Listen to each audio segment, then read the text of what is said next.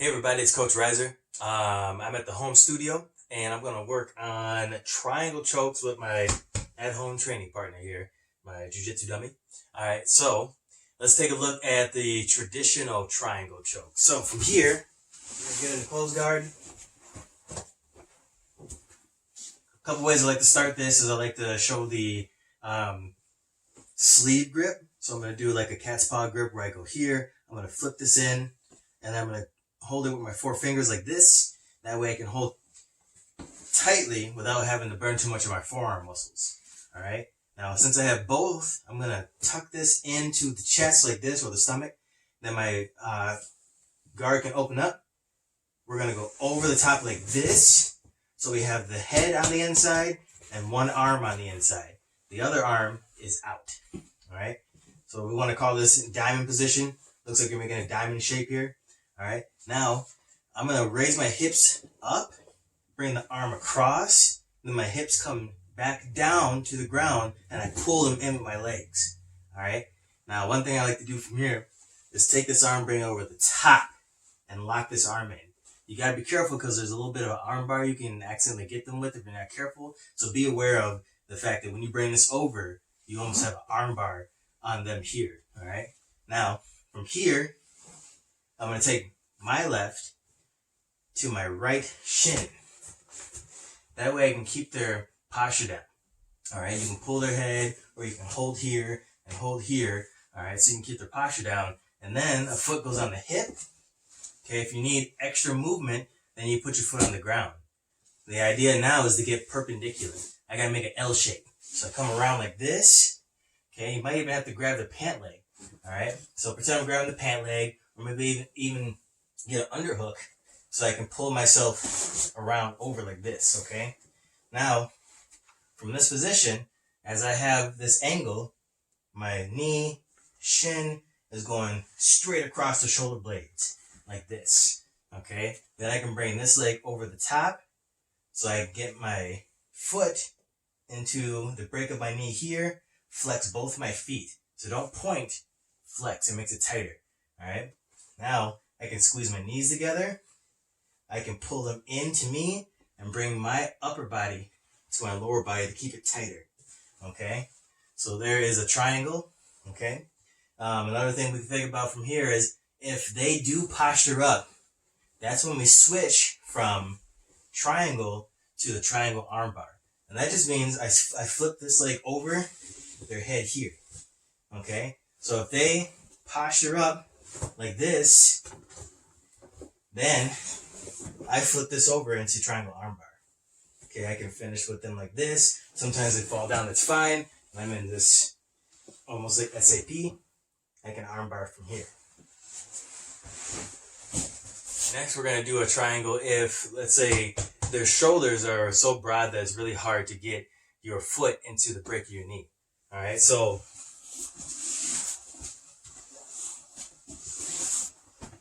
we get to here.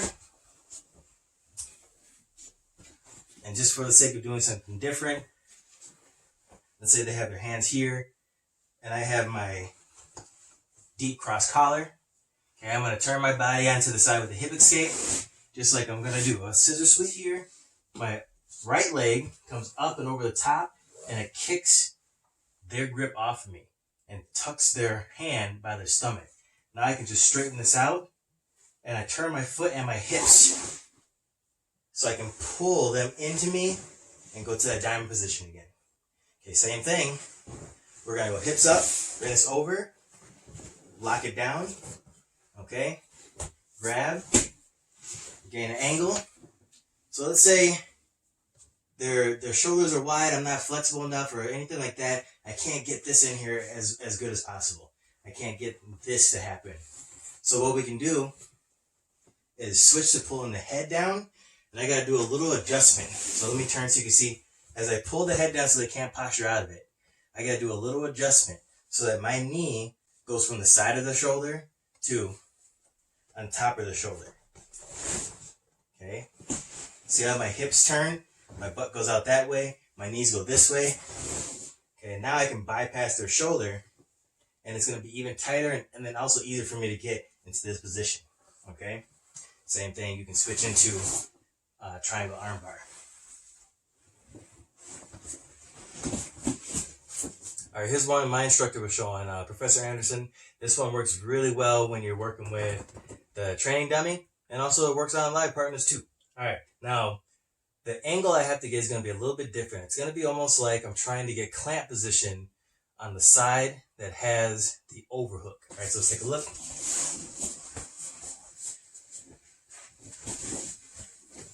So we're in close guard. Now for this one, we can even think maybe it's like a self-defense situation. So I'm holding them down.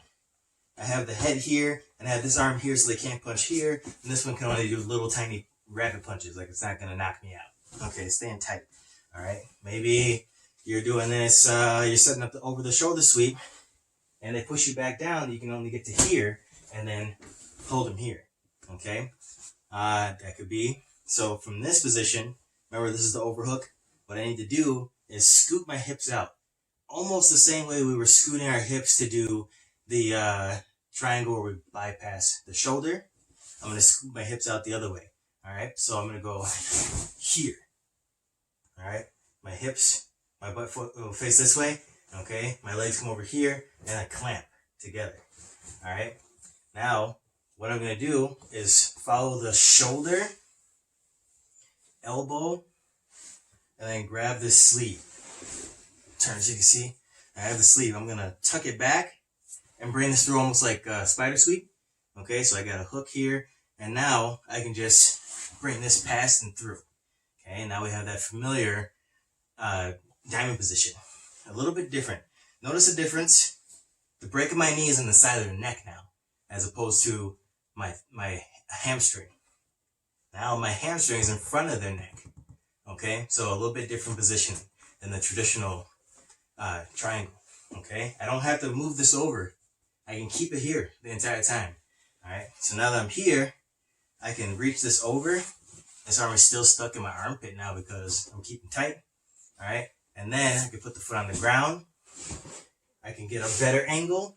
Okay, another thing you can add, this is a really smart thing, is I can shoulder walk away so they fall down deeper into the choke.